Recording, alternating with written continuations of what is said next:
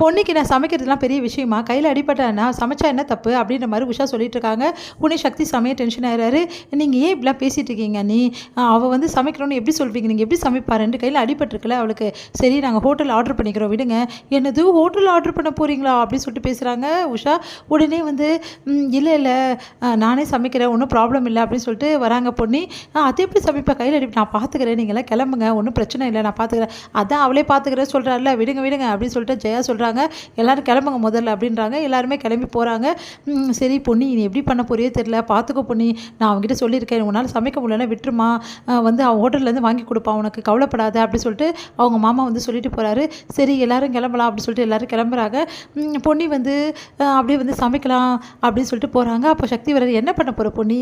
சமைக்க தான் போகிறேன், அதெல்லாம் ஒன்றும் சமைக்க வேணாம், நான் இன்றைக்கி சமைக்கிறேன் அப்படின்றாங்க. அது எப்படி சக்தி உங்களால் முடியும்? சரி அப்படின்னா ஹோட்டலில் ஆர்டர் பண்ணிடலாமா? இல்லை சக்தி நல்லா இருக்காது அப்படின்றாங்க. இல்லை இல்லை அப்படின்னா நான் சமைக்கிறேன்னு சொல்லிட்டு சக்தி வந்து சமைக்கிறாரு. பொன்னி வந்து சாப்பிட்றாங்க. நல்லா இருக்குது சூப்பராக இருக்குன்றாங்க. சக்தி எது சாப்பிட்டு பார்க்குறாங்க. நல்லாவே இல்லையே அப்படின்றாங்க. உடனே வந்து சரி வேறு ஏதாவது சிம்பிளாக வந்து நான் வந்து நீ பண்ணுவல்ல அந்த மாதிரி சொல்லி நான் பண்ணித்தரேன் அப்படின்னு சொல்லிட்டு சக்தி பண்ணுறாரு. பரவாயில்ல சக்தி எனக்கு பசி இல்லை நான் போய் படுத்துக்கிறேன் அப்படின்னு சொல்லிட்டு சொல்கிறாங்க. சரி நானே வரேன் உன்னை படுக்க வைக்கிறேன் அப்படின்னு சொல்லிட்டு படுக்க வைக்கிறாரு. கீழே படுக்க வைக்கிறாரு. பார்த்தா வந்து தரையில் வந்து சரியாகவே படுக்க முடியல அவங்களால.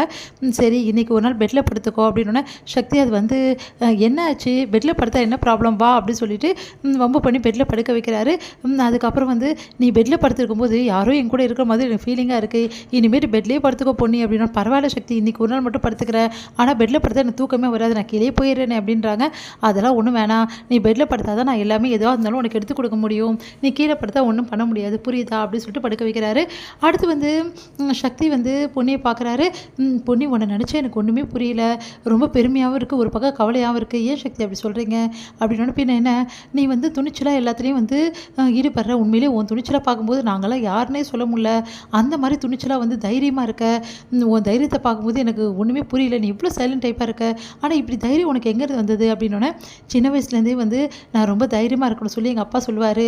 ஏன்னா நான் தனியாக ஒரே பொம்பளை பிள்ளையாக வீட்டில் இருந்தேன் இல்லையா, அதனால் ஊரில் காளி பசங்களாம் நிறைய பேர் திரிவானுங்க, அதனால் எங்கள் அப்பா சொல்லியிருக்காரு ரொம்ப தைரியமாக இருந்தால் மட்டும் அவங்களெல்லாம் எதிர்க்க முடியும் அப்படின்னு சொல்லியிருக்கேன். ஆமாம் ஆமாம் ஊரில் அந்த ஆள் ஒருத்தர் உங்ககிட்ட தகராறு பண்ணார், அவரை நீ என்ன வாங்கினல அப்படின்னு சொல்லிட்டு இருக்கும்போது ஆமாம் உனக்கு ஞாபகம் இருக்கா, எனக்கு எல்லாமே ஞாபகம் இருக்குது அப்படின்னு சொல்லிட்டு சக்தி சொல்லிட்டு இருக்காரு. சரின்னு சொல்லிட்டு 2 பேரும் அப்படியே பேசி ஒருத்தர் மனசு நிறைவாக அப்படியே படுத்து தூங்கிடுறாங்க. மறுநாள் எழுந்தோடனே சக்தி என்ன பண்ண, இன்றைக்கி எப்போ பார்த்தாலும் எனக்கு நீ எவ்வளோ வேலை செஞ்ச, எனக்கு நல்லா ஞாபகம் இருக்கா, எனக்கு உடம்பு சரியாகும், நீ இதனை பல்லெல்லாம் தேய்ச்சி விட, இப்போ நான் தான் உனக்கு பல் தேய்ச்சி விட போகிறேன். சக்தி அதெல்லாம் வேணாம் சக்தி சொன்னால் கேளுங்க, அதெல்லாம் தெரியாது, நான் தான் பல் தேய்ச்சி விடுவேன் அப்படின்னு சொல்லிட்டு பல் தேய்ச்சி விடுறாரு.